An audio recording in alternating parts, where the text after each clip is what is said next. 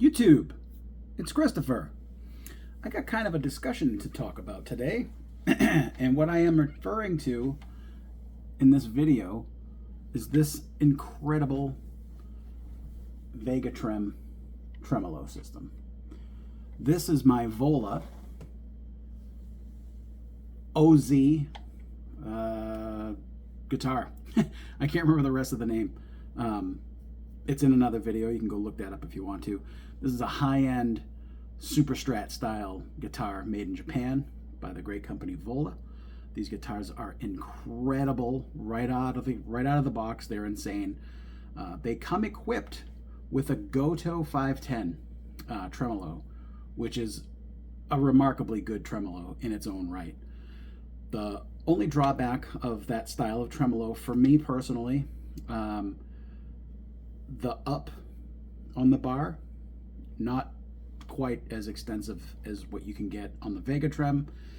The Vega-Trem, to me, in my opinion, is a little more solid than pretty much any other non-locking floating tremolo in the game. It's my opinion. There are a couple things that you need to know about if you're going to install the Vega-Trem, especially when replacing a Gotoh 510. So I'm going to try to get this close enough for you to see. I'm going to pull the bar up so that it removes the view here. So in a typical Stratocaster style routing, you have this opening that the bridge block goes into, and the strings are loaded into the block and they come up and around, just like every Fender style bridge. On the Gotoh 510, they have modified the route so that it's not the same width on this on the opposite side. So by the bar over here, it thins out. So they route the wood to come up this way and over. So if you look at where that routing is, it's about where the strings come into the saddles. There is where the routing finishes, this direction. But if you follow it down, you see it moves back.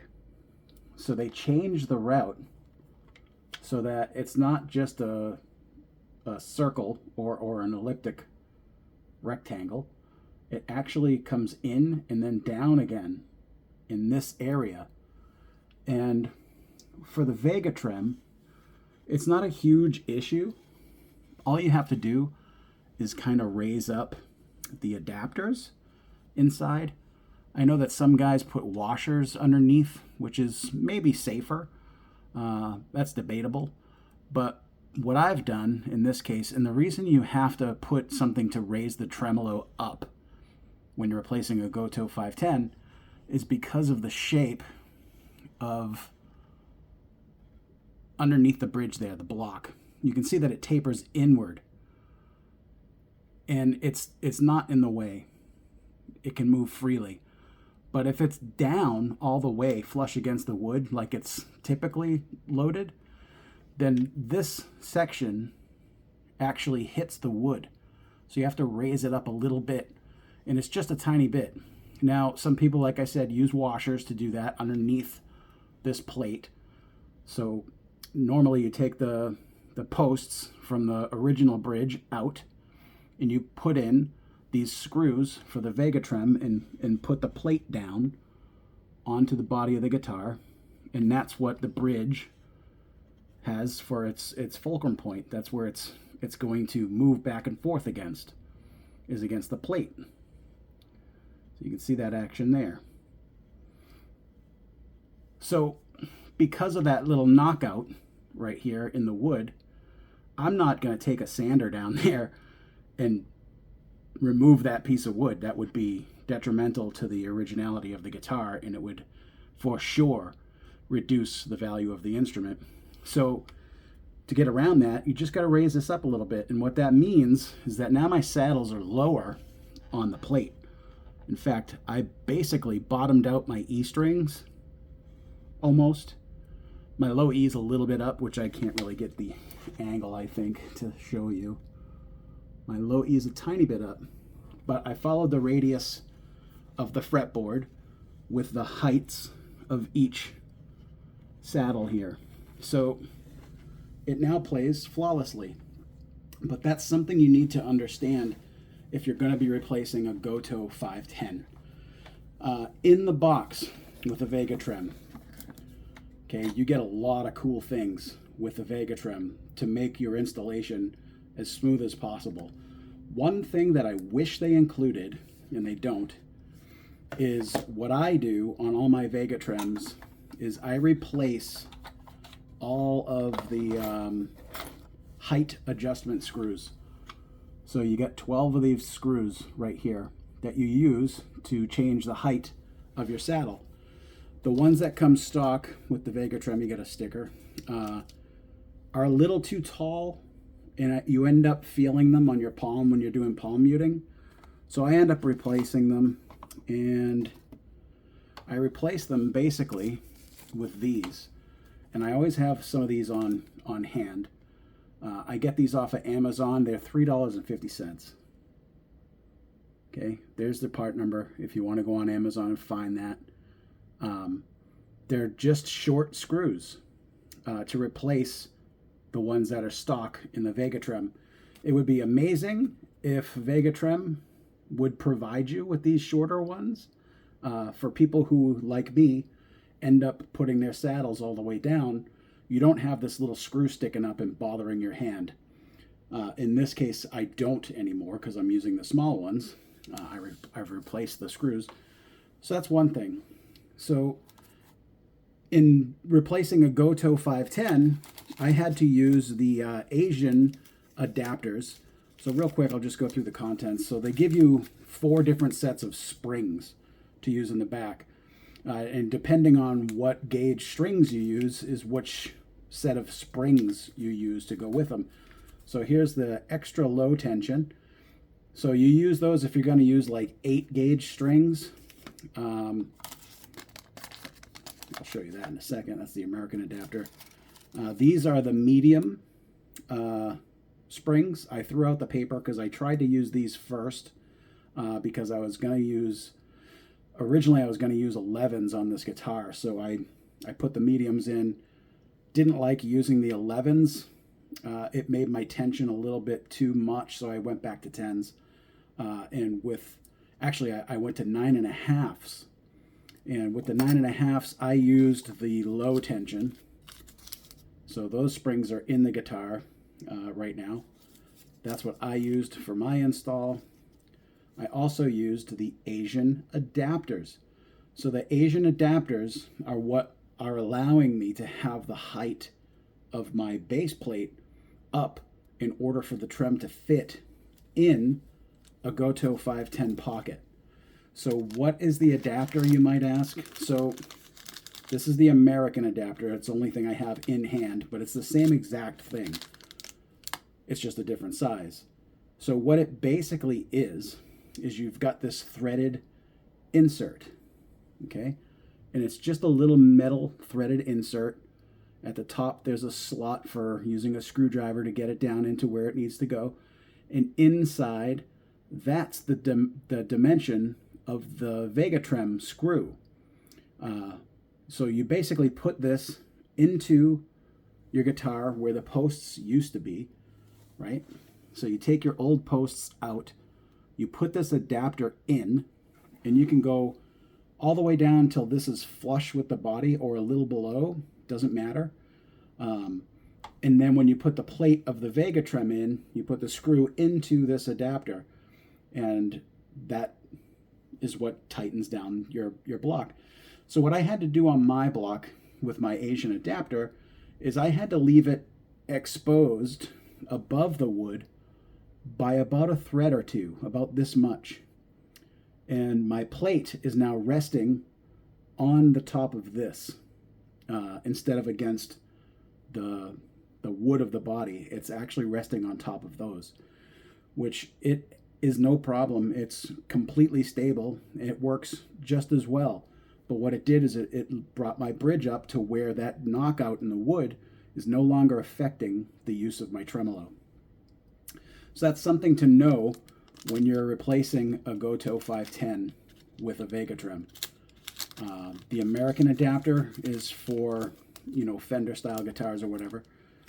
You also, in the box, you're going to get a set of high tensions, and those are for like people that like to use like 12 gauge strings and maybe even heavier than that, tuned to standard. And there is a list that they provide. So basically this tells you right here which springs to use with each gauge of strings that you're using. So good instructions that come with it. They tell you basically, you know, how to set it up, what it should look like once it's all set up. And it's very, very easy to install. I've installed these in, I don't know, 6 or 7 guitars now, and I've never had an issue. Always the best, in my opinion, as far as non-locking tremolos are concerned. Obviously, the tuning stability is what people start to ask about. And I've also heard a lot of people say they're worried about the sustain because, and unfortunately I don't have my back plate removed, but maybe you can see it. That block is thin. And it's made out of a really solid material. It's not like it's zinc or anything like that. There are little screws that lock in the springs to that block, which add to its rigidity, and it also helps it return to zero better because the springs aren't moving within that block.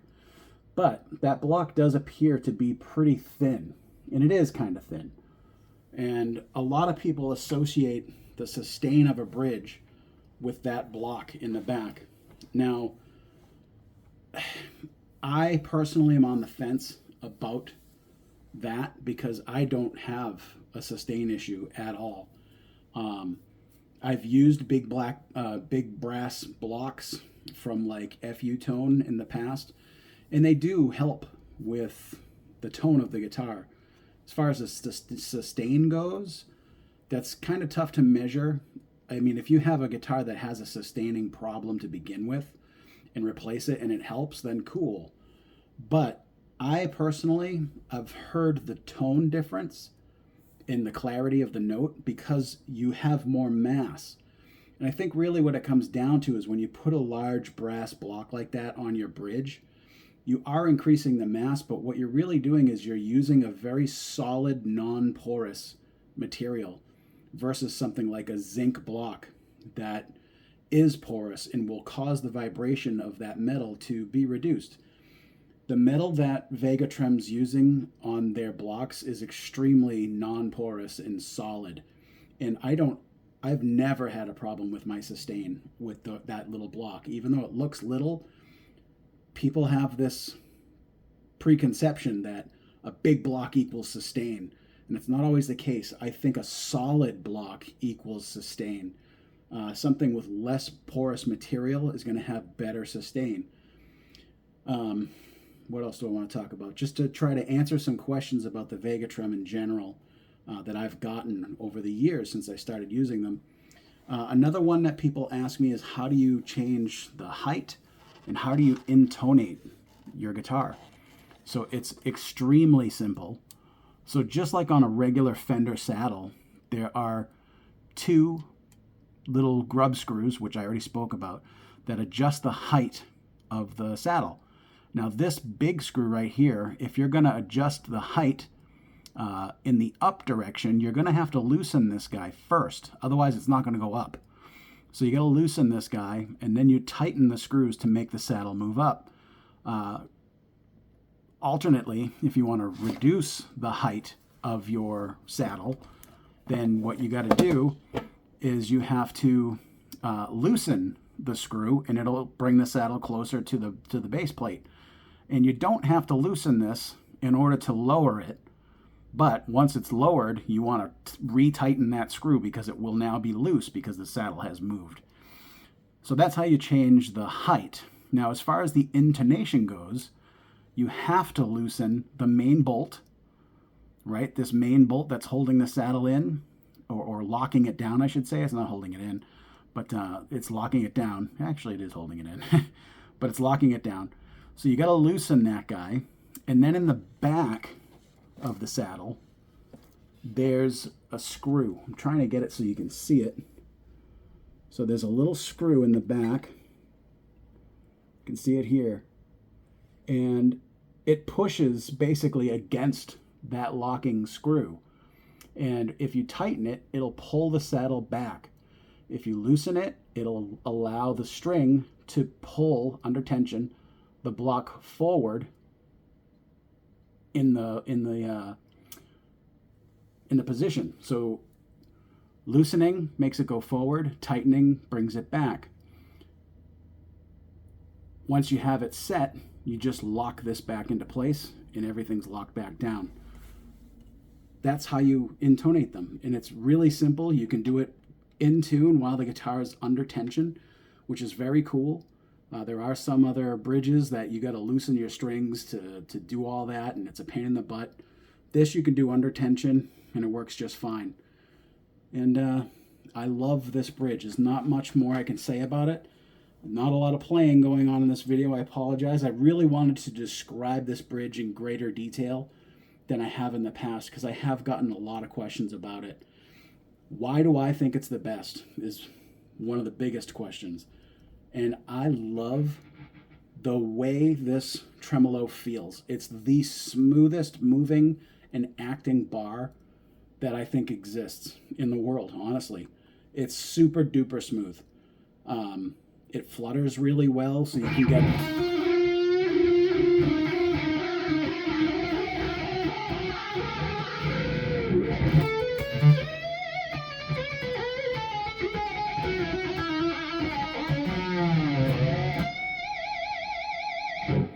It's just so super smooth the way that it works, and it's incredibly solid. You can feel it when you're holding it in your hand, how solid and well connected this is to your instrument.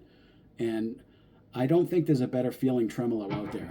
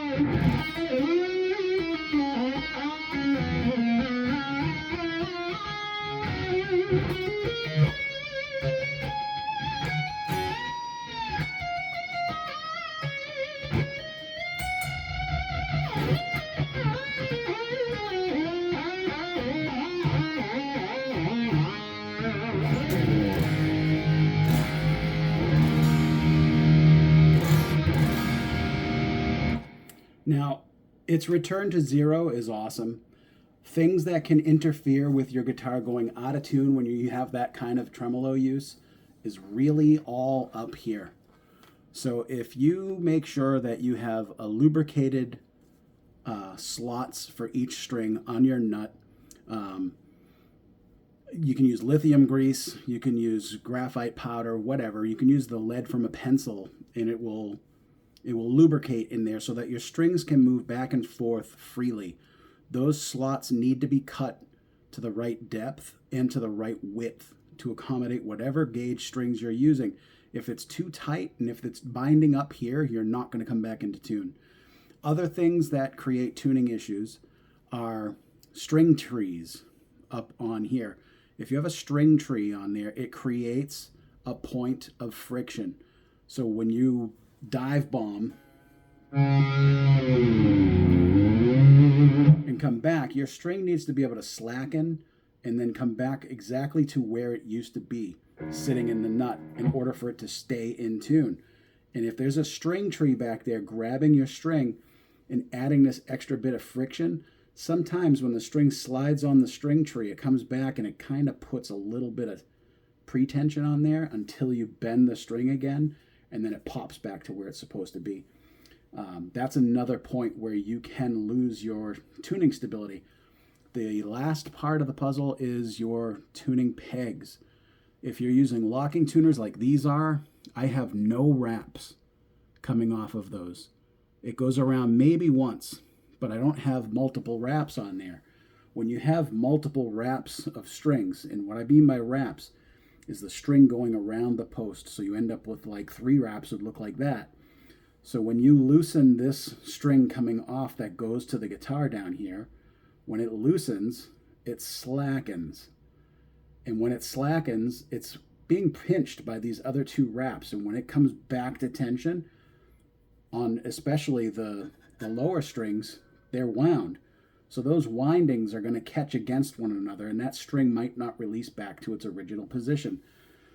With locking tuners, if you've got a single wrap around the post, it's going to come back to where it was very easily without any interference from other wraps from the strings.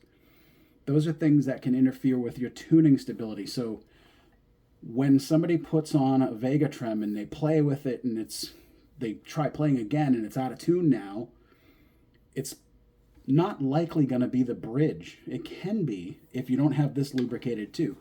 This needs to be lubricated. Where the knife edge touches against the block, there should be lithium grease in there or some kind of grease for mechanical lubrication. Also, your springs in the back make a big difference. That's why locking them into the block in the back of this is very important. It keeps the string or the spring from moving internally on that block. So when you pull this down and that block is moving, those springs in there are pulling and pulling and pulling. And if they're not locked into place, they can be pulling and pulling and pulling and coming out. And then you end up with a bigger bend in your springs cause a tuning issue. Also on the springs is where they connect to the claw. This one is very important to use the right springs that come with the Vega-Trem. It's why you need to use the right tension springs. If your springs are being pulled, right, and they're doing this and they're pulling apart, they must always have a pull on it. You don't ever want your trem to come to a resting position where this looks like that. It should always be open and pulled out. Always. Even at your greatest pull up. When you pull up on the bar, it allows the springs to come back to its resting tension, which is just like this in my hand. You don't ever want your springs to come back to resting tension. Even at your maximum up pull on your bar, you still want that spring to be under tension. Because if not, and it comes down to its resting tension, this little loop on the claw is going to loosen and your claw is going to slacken. And when it slackens and then it comes back into tension, this might not be in the same exact spot that it was on the claw. So it's very important that you use the correct tension on your springs in the back underneath any tremolo, not just the Vega-Trem, but under any tremolo. Make sure it's always under constant tension, and that tension is balanced by your strings. That's what makes your bridge nice and flat. So if you can achieve that with your springs in the back, your springs should never be part of your issue for if your guitar is going out of tune. Most tuning problems, like I said, happen at the headstock, but it can happen here too. So I hope you found this video a little bit informative about why I love the Vega-Trem. And I have to say that I didn't pay full price for this trem. This was provided to me by Vega-Trem. However, the opinions of this bridge are all my own. I haven't been bought to say what I'm saying. I'm saying what I'm saying because it's my personal fact. It's what I think about this bridge. It's what I know about this bridge. And it's the reason that I put them in all the guitars that I have that have a Fender style bridge. if you haven't checked out Vega-Trem, you owe it to yourself to do so. They are the best tremolo in the world, in my opinion. And I hope this clarifies some of the questions that people might have about the tremolo. And if there's more questions that you have, feel free to stick them in the comments below, and I'll do my best to answer every single one of them. And until the next video, thanks for watching. If you made it this far in a 25-minute video, God bless you. You're one of the good ones. But thanks for watching. Check out a Vega-Trem. They are the best trems in the world. I promise you. That's my opinion, of course. But Vega-Trem, amazing. Check them out. See you guys in the next one. Peace.